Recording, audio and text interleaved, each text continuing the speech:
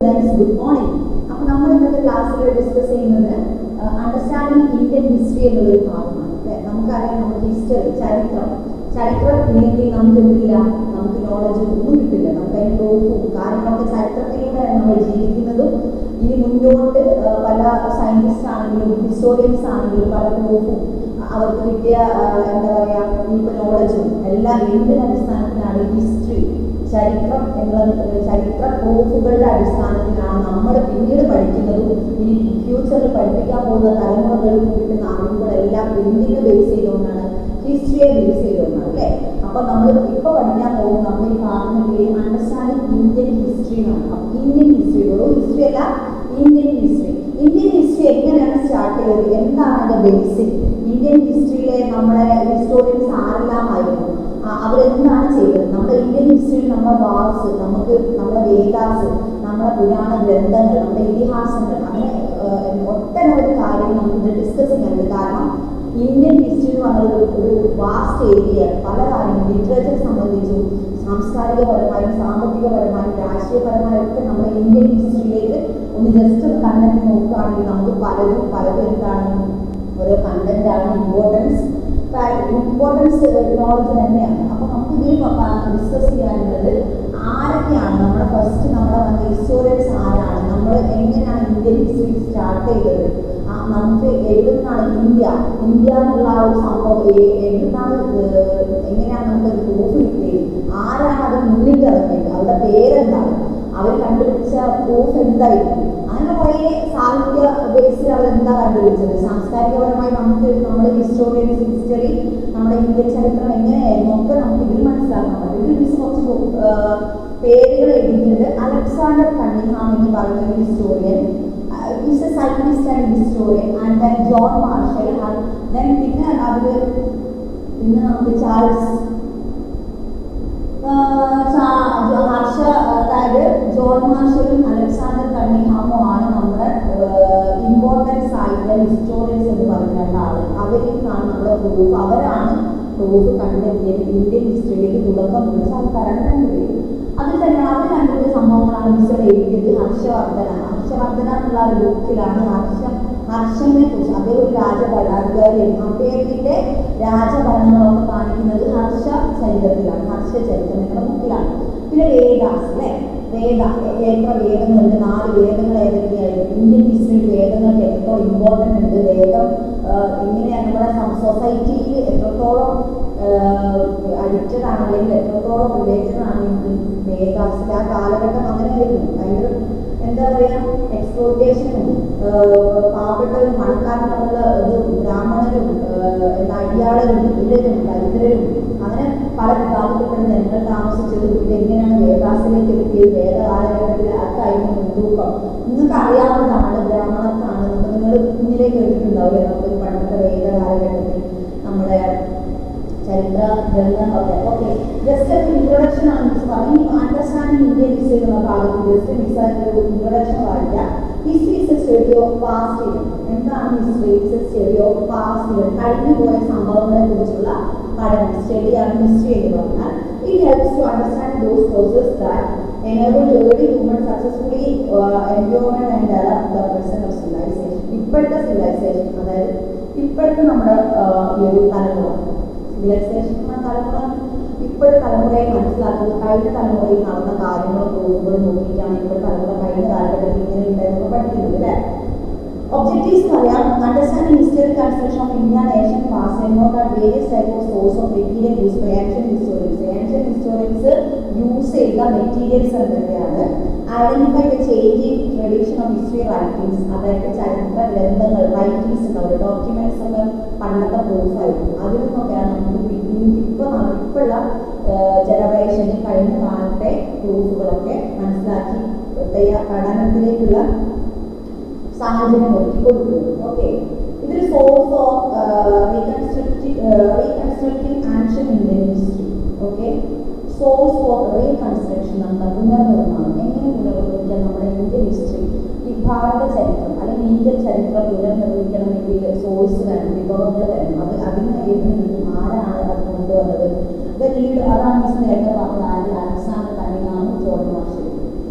They need evidence of meaningful explanation. And for example, 1826 Charles Marshall അങ്ങനെ ഒരാളുണ്ട്, Charles marshal ഉണ്ടോ?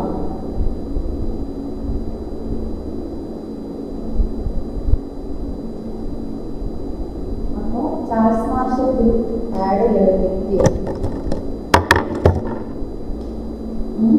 Alexander Cunningham, John marshal, ഇവര് കൂടുതലുള്ള ആളാണ് നമ്മുടെ ചാൾസ് മാർഷൽ. അദ്ദേഹം ഒരു സയന്റിസ്റ്റ് ആയിരുന്നു, ഹിസ്റ്റോറിയൻ. അദ്ദേഹമാണ് പ്രൂഫ് കണ്ടെത്തിയത്. നമ്മുടെ ഇന്ത്യൻ ചരിത്രത്തിന്റെ പ്രൂഫ് കണ്ടെത്താൻ പ്രവർത്തിച്ച മഹാത്മാക്കളിലൊരാളായിരുന്നു Charles Marshall. And then Charles Marshall noted high wall of tower of old settlement Harappa village western Punjab Pakistan. ഇപ്പൊ പാകിസ്ഥാനിലാണ് എന്ത് ഹാരപ്പ എന്നൊരു സ്ഥലം. അത് പണ്ട് എവിടെയായിരുന്നു? വെസ്റ്റേൺ പഞ്ചാബിലായിരുന്നു. അപ്പൊ അദ്ദേഹം കണ്ടുപിടിച്ചത് വെസ്റ്റേൺ പഞ്ചാബിലാണ് ഹാരപ്പ. നമ്മുടെ ഇന്ത്യൻ സിവിലൈസേഷൻ ഹാരപ്പൻ സിവിലൈസേഷൻ എന്ന പേരിൽ അറിയുന്നു അല്ലെ. ഹാരപ്പ എന്ന നഗരത്തിൽ നിന്റെ അവശിഷ്ടങ്ങളുള്ള പഠനം നടത്തിയിട്ടാണ് നമ്മൾ ഇന്ത്യൻസിന്റെ ഒരു ബാക്ക്ഗ്രൗണ്ട് അല്ലെങ്കിൽ നമ്മുടെ ഹിസ്റ്ററി അങ്ങനെയാണ് കണ്ടുപിടിച്ചതെന്നാണ് പറയുന്നത്. And 5 decided later that Alexander Cunningham collected some seeds from the site. Alexander Cunningham എന്ന് പറയുന്ന സയന്റിസ്റ്റ് ആണ് എന്ത് കണ്ടുപിടിക്കുന്നത്? സൈറ്റ്സും ഡോക്യുമെന്റ്സും പിന്നെ എന്താണ് പറയുന്നത് കേട്ടോ, സീലുകൾ നമ്മൾ ഉപയോഗിക്കുന്ന സീലുകൾ ഒരിക്കലും മാറി പോയില്ല. കാലാകാലങ്ങളോ മണ്ണിൽ അലിഞ്ഞു ചേരാൻ നിൽക്കുന്ന ഈ ഒരു സീല് കണ്ടുപിടിച്ചത് അലക്സാണ്ടർ കണ്ണിംഗ്ഹാം എന്ന് പറയുന്ന സയന്റിസ്റ്റ് ആണ്. ആർക്കിയോളജിസ്റ്റ്, അതായത് പിന്നെ ഖനന ശാസ്ത്രജ്ഞർ, ആർക്കിയോളജിസ്റ്റ് അല്ലേ.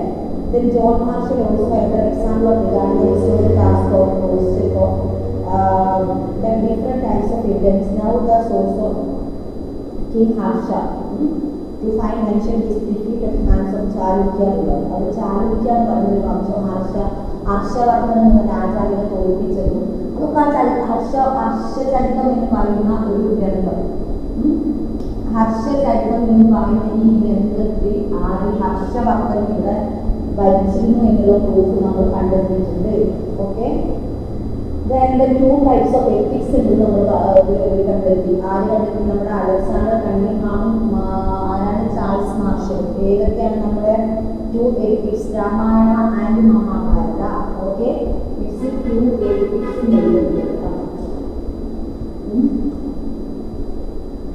രാമായണ ആൻഡ് നിങ്ങൾക്കറിയാതെ 2 ഇതിഹാസങ്ങൾ ഉണ്ടായിരുന്നു. ആരെ കണ്ടുപിടിച്ചു? നമ്മുടെ ജോൺ മാർഷൽ അല്ലെങ്കിൽ ചാൾസ് മാർഷൽ.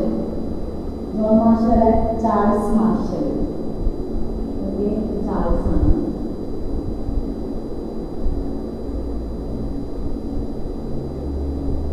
അപ്പൊ കണ്ടുപിടിച്ച എത്തിക്സ് ഏതൊക്കെയാണ്? Mahabharata and Ramayanam. Okay, this is how to finally implemented the 2 of Mahabharata attributed the sage of Veda. Sage, okay, Mahabharata attributed to sage Vyasa. ആരാണ് വ്യാസൻ? വ്യാസൻ എന്ന് പറയുന്ന ഒരു സന്യാസി അല്ലെങ്കിൽ വ്യാസൻ എന്ന് പറയുന്ന ഒരു ബ്രാഹ്മണൻ അല്ലെങ്കിൽ സന്യാസിയോട്. സേജ് എന്ന് പറയുന്ന സന്യാസി അദ്ദേഹമാണ് എഴുതിയത് മഹാഭാരതം. വ്യാസ. It originally contained 8,800 verses was called Jayagita or song readings with victory. ജയഗീതങ്ങൾ എന്ന് പറയുന്ന ഗീതം, അതായത് പാട്ടായിട്ട് 8,800 പേജുകളുണ്ട് മഹാഭാരതം എന്ന് പറയുന്നത്. Ramayana and Mahabharata. Mahabharata story of a war. അത് ആരുടെ വാറാണ് മഹാഭാരതത്തിൽ? വ്യാസമുനി പറയുന്നത്. മുനി എന്ന് പറഞ്ഞാൽ ആരാണ്? നമ്മുടെ പിന്നെ സന്യാസി അല്ലെങ്കിൽ വേദഗ്രന്ഥത്തിൽ അദ്ദേഹം അഗ്രഗണ്യനായിരുന്നു. ആര്? വ്യാസ. അദ്ദേഹമാണ് മഹാഭാരതം എഴുതിയത്. അത് 2 കസിൻസ് അല്ലെങ്കിൽ റിലേറ്റീവ്സ് തമ്മിലുള്ള യുദ്ധമാണ് മഹാഭാരതം എന്ന് പറയുന്നത്. അത് അതിൽ നിന്ന് നമുക്ക് ഇന്ത്യൻ ചരിത്രങ്ങൾ മനസ്സിലാക്കാൻ പറ്റുമെന്നൊക്കെയാണ് പറയുന്നത്. ഓക്കെ, നെക്സ്റ്റ് ഇത് രാമായണ പറഞ്ഞല്ലോ 8,800 പേജുകളുണ്ട്. അക്കോർഡ് ജയഗീതം. അതിനെന്തെന്ന് പറഞ്ഞു? ജയഗീതം വിക്ടറി ബേസ്ഡ് സോങ്സ് ആണ് ഇതിൽ Mahabharatam. It can contain the story of the descendants of one of the earliest Vedic tribes called Bharata, a father-extant version of those that named Mahabharata. Similarly, Ramayana and Valmiki also considered. Ramayanam written by Valmiki എന്നാണ് നമ്മൾ പറയുന്നത്. വാൽമീകി എന്ന് പറഞ്ഞ മറ്റൊരു ശ്രേഷ്ഠ അതിൽ നിന്നാണ് നമ്മൾ വേഗ പീരീഡ്, വേഗ കാലഘട്ടം അല്ലെങ്കിൽ വേദിക് പീരീഡ് എന്ന് പറയുന്ന പീരീഡ് നമുക്ക് ഇന്ത്യൻ ഹിസ്റ്ററി സംബന്ധമായി ഉണ്ടായിരുന്നത് മനസ്സിലാക്കാൻ പറ്റുന്ന കുറേ ഗ്രന്ഥങ്ങളുടെ പേരാണ് ഇത് പറഞ്ഞത്. And grand public certificates of performer by according to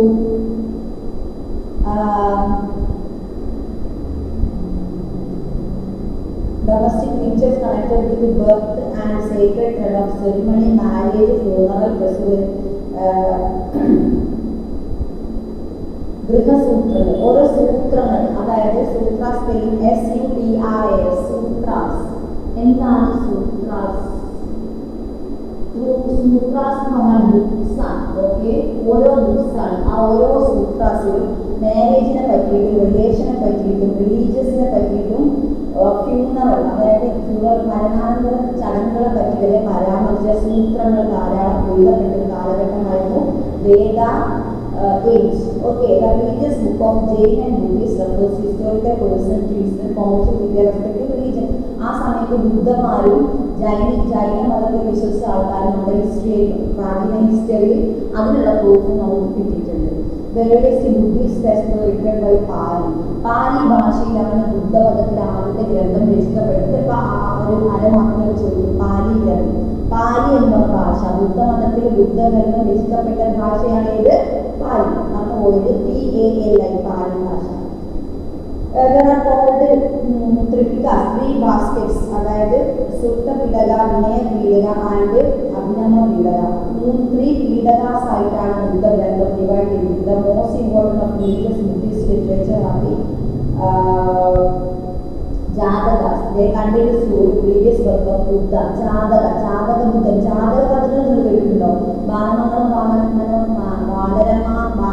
വായിക്കുന്ന കുട്ടികളാണെങ്കിൽ അറിയാം ഈ ജാതക കഥകൾ. അത് ബുദ്ധന്റെ കഥകളാക്കിയില്ല. ബുദ്ധന്റെ ആ ഒരു ബർത്ത് ടു ഡെത്ത് വരെയുള്ള കഥകളാണ് ജാതക കഥകൾ എന്ന് പറയുന്ന ആ ഒരു സൂത്രം അല്ലെങ്കിൽ ബുക്കിലുള്ളത്. ഓക്കെ, ത്രിപീഡക അതും ഒരു ബുദ്ധിസ്റ്റായിട്ട് ബുദ്ധ ബന്ധപ്പെട്ടതാണ്. The most important non-religious Buddhist literature are the Jataka. Okay, next is there are stories that included into the social and economic condition of the Iran between 5th and 2nd century BC. 5th and 2nd century, രണ്ടാമത്തെ അഞ്ചാം BC before Christ, ആ ഒരു കാലഘട്ടത്തിലെ Indian history പരിശോധിച്ചാൽ, Indian literature പരിശോധിച്ചാൽ, Indian understanding നോക്കാം. അപ്പോൾ നമ്മൾ എവിടേക്ക് വന്നു? നമ്മുടെ ഹെഡിങ്ങിലേക്ക് വന്നു. അണ്ടർസ്റ്റാൻഡിംഗ് ഇന്ത്യൻ ഹിസ്റ്ററി അണ്ടർസ്റ്റാൻഡിംഗ് ചെയ്യാൻ 3 ഗ്രന്ഥങ്ങളും ബുദ്ധിസ്റ്റ് ഗ്രന്ഥങ്ങളും സംസ്കൃത ഗ്രന്ഥങ്ങളും വേദാസ് കാലഘട്ടത്തിൽ സൂത്രാസ്, പീഡകാസ്, ഇതെല്ലാം ഇതിന്റെ തെളിവുകളാണ്. ഇന്ത്യൻ ഹിസ്റ്ററി അണ്ടർസ്റ്റാൻഡ് ചെയ്യാനുള്ള ചില തെളിവുകളാണ് ഇവിടെ പറയുന്നത്. Okay, the category literature does not have religious of the English class belongs to Dharma Shastra, the law, rules and regulations വേണമല്ലോ. മാരേജും ഫ്യൂണറൽസും റിലേറ്റീവ്സിന്റെ ചടങ്ങും അങ്ങനത്തെ സാധനം പോലെ എന്തും വേണമെങ്കിൽ ഒരു സൊസൈറ്റി ആയി നിലനിന്ന് പോകണമെങ്കിലോ ലോസ് വേണ്ടത്. നല്ല രീതിയിൽ ആളുകൾ എന്തായാലും ജീവിക്കണമെങ്കിൽ നിയമങ്ങൾ എന്തായാലും വേണം. അപ്പൊ നിയമങ്ങൾ പറഞ്ഞ ബുക്കാണ് ധർമ്മശാസ്ത്രം. അന്ന് പോയത് Dharmashastra. Set of punishment of person guilty എന്താണ്, മെമ്പർ ഓഫ് അഡൽറ്റി എന്താണ്, ഡോസ് മനുസ്മൃതി. വേറൊരു ഗ്രന്ഥമാണ് മനുസ്മൃതി. അതും നിയമവുമായി ബന്ധപ്പെട്ട ഒരു വേദഗ്രന്ഥമാണ് മനുസ്മൃതി. It was the first book of translated by British and formed basic Hindu code of law. അത് ഇന്ത്യൻ നിയമങ്ങൾ മനസ്സിലാക്കാൻ വേണ്ടിയിട്ട് ബ്രിട്ടീഷുകാർ മനുസ്മൃതി എന്ന ഗ്രന്ഥമാണ് എന്താക്കി മാറ്റിയത്, തർജ്ജമ പരിഭാഷപ്പെടുത്തി ഇംഗ്ലീഷിലേക്ക് മാറ്റിയത്. കാരണം നമ്മളെന്താണ്, നമ്മളെപ്പറ്റി ആരും ബ്രിട്ടീഷുകാർക്കൊന്നും അറിയില്ല. നമ്മൾ ഒരേ പരിശീലനം എക്സ്പ്ലോർ ചെയ്തൊരു യൂറോപ്യൻസ് ആണ് ആരും നമ്മുടെ ബ്രിട്ടീഷുകാർ. അപ്പം അവർക്ക് ഇന്ത്യയെ പറ്റി ഒന്നും മനസ്സിലായില്ല. അപ്പോൾ അവർ എന്ത് ചെയ്തു, മനുസ്മൃതി നമ്മുടെ ഫസ്റ്റ് ബുക്കാണ്, നമ്മുടെ ചരിത്ര ഗ്രന്ഥമാണ് ഇത് മനുസ്മൃതി. അത് വേഗം ട്രാൻസ്ലേറ്റ് ചെയ്തു. നമ്മൾ മനസ്സിലാക്കാൻ പറ്റും അപ്പോൾ ഇന്ത്യയിൽ എന്തൊക്കെയാണ് നമ്മുടെ ആചാരാനുഷ്ഠാനങ്ങൾ, നമ്മുടെ വിശ്വാസങ്ങളൊക്കെ മനസ്സിലാക്കാൻ വേണ്ടിയിട്ടാണ് അവർ ട്രാൻസ്ലേറ്റ് ചെയ്തത്. മറന്നുപോയത് മനുസ്മൃതി. The word of Kalidasa will be with the Buddha period compromise poems of drama. ആ സമയത്ത് കാളിദാസ അദ്ദേഹം ബുദ്ധ കാലഘട്ടത്തിലായിരുന്നു ജീവിച്ചിരുന്നതെന്നാണ് പറയപ്പെടുന്നത്. ഓക്കെ, അങ്ങനെ ഒരു പ്രൂഫാണ് നമ്മൾ നേരത്തെ പറഞ്ഞ ആർക്കിയോളജിസ്റ്റ് കിട്ടിയത്. കാളിദാസ രചിച്ചതാണ് അധ്യാത്മ രാമായണം. നിങ്ങൾക്ക് അറിയാമല്ലോ, ഇംഗ്ലീഷിലും 10th ചിലപ്പോൾ 7ാം ക്ലാസ്സിലൊക്കെ പഠിച്ചിട്ടുണ്ടാവും അധ്യാത്മ രാമായണം. രാമന്റെ കഥ. അതിൽ നായകനാരായിരുന്നു രാമനായിരുന്നു, നായക സീതയാണ്. രാമൻ സീത തമ്മിലുള്ള വേഷം അവരുടെ ഫാമിലി റിലേറ്റഡ് ആയിട്ടുള്ള കഥയാണ് അധ്യാത്മ രാമായണത്തിലെ രാമായണം. പിന്നെ next beside this great creative composition എന്ന് പറയുന്നത് ക്രിയേറ്റീവ് കോമ്പോസിഷൻ ആണ്. കാരണം ഇന്നത്തെ കാലഘട്ടത്തിൽ ജീവിച്ചിരുന്ന കാലം അതൊക്കെ പറയപ്പെടുന്നതാണ്. എന്തില്ല ഇവർ പറയുന്നത് പ്രൂഫോടുകൂടി ഇപ്പോഴത്തെ തലമുറ വിശ്വസിക്കുന്നതാണ്. കാളിദാസൻ ജീവിച്ചിരുന്നത് ബുദ്ധ കാലഘട്ടത്തിലാണ്. അദ്ദേഹം എഴുതിയതാണ് അധ്യാത്മ രാമായണം. അത് കിളിപ്പാട്ട് പ്രസ്ഥാനം നമ്മൾ പിന്നീട് നമ്മളത് മനസ്സിലാക്കിയത്. കാരണം സംസ്കൃത ശ്ലോകത്തിലാണ് ആ അധ്യാത്മ രാമായണം രചിക്കപ്പെട്ടത്. കിളിക്കത്ത അതൊരു വേർഡാണ്. പാരറ്റിനെ കൊണ്ട് പാട്ട് പാടിപ്പിച്ചിട്ടാണ് അധ്യാത്മ രാമായണം എഴുതിയത് എന്നാണ് പിന്നീട് പറയുന്നത്. Okay, the earliest South Indian literature called Sangam literature. It was written of Tamil and secular nature. It was produced poets joined together the Sangam literature. It showed a long one from race of various heroes written proverbs in the bodies also by the epics of Chilapadigaran and Manimekala. Okay, ഈ ചിലപ്പതികാരൻ Manimekalai is a literature called Sangam literature. Sangam literature എഴുതപ്പെട്ട രണ്ട് പ്രധാനപ്പെട്ട ഗ്രന്ഥങ്ങളാണ് മണിമേഖല, ചിലപ്പതികാരം. പറഞ്ഞുപോയത് മണിമേഖല, ചിലപ്പതികാരം. ഇതൊക്കെ മനസ്സിലാക്കാൻ വേണ്ടിയിട്ടാണ് നമ്മുടെ first ബുക്കായ മനുസ്മൃതി. ബ്രിട്ടീഷുകാരുടെ നമ്മളെ പറ്റി മനസ്സിലാക്കാൻ അവർക്ക് മലയാളം, അവർക്ക് സംസ്കൃതം അത്ര അറിവില്ലാത്തതുകൊണ്ട് അവരുടെ ഭാഷ ഇംഗ്ലീഷാണ്. അപ്പോൾ അവരൊരു മനുസ്മൃതി ഇംഗ്ലീഷിലേക്ക് തർജ്ജമിച്ചു. അപ്പോൾ 1 പ്രതീക്ഷിക്കാൻ ഫസ്റ്റ് തർജ്ജമ ബുക്ക് ഏതാണ്? മനുസ്മൃതി. കൂടാതെ സംഘം ലിറ്ററേച്ചർ പ്രധാനപ്പെട്ട രണ്ട് ഗ്രന്ഥങ്ങളാണ് മണിമേഖല ആൻഡ് ചിലപ്പതികാരം. പിന്നെ കാളിദാസ രചിച്ചതാണ് അധ്യാത്മ രാമായണം. ഹർഷചരിതം, ഹർഷ രാജാവിനെ പറ്റിയുള്ള അദ്ദേഹത്തിന്റെ കാലഘട്ടത്തിൽ നമ്മുടെ സമൂഹമൊക്കെ അത് കറക്റ്റായി രചിക്കപ്പെട്ടിട്ടുണ്ട്. Next Mahabharata. It's a the story of 2 families. It's a family related സ്റ്റോറിയാണ് Mahabharata. It's a story of a war. ഒരു യുദ്ധത്തിന്റെ കഥയാണ് കൂടി നമ്മൾ പറഞ്ഞത്. ഇത്രയും 2 എപ്പിക്സ് മറന്നു പോയിട്ട് ചോദിക്കും. പിന്നെ നമ്മുടെ ഹിന്ദുസിലൊക്കെ നമ്മൾ പറയുന്നത് സൂത്രാസ് എന്നാണ്. സൂത്രാസ്. ഈ പറഞ്ഞ ബുക്സൊക്കെ എന്താണ്? സൂത്രാസ് ആണ്. കാരണം സംസ്കൃത ശ്ലോകത്തിൽ അന്നത്തെ വേദകാലഘട്ടത്തിൽ രചിക്കപ്പെട്ട ബുക്കുകളായതുകൊണ്ടാണ് അതിനെന്തെന്ന് പറയുന്നത്? സൂത്രാസ് എന്ന് പറയുന്നത്. ഓക്കെ.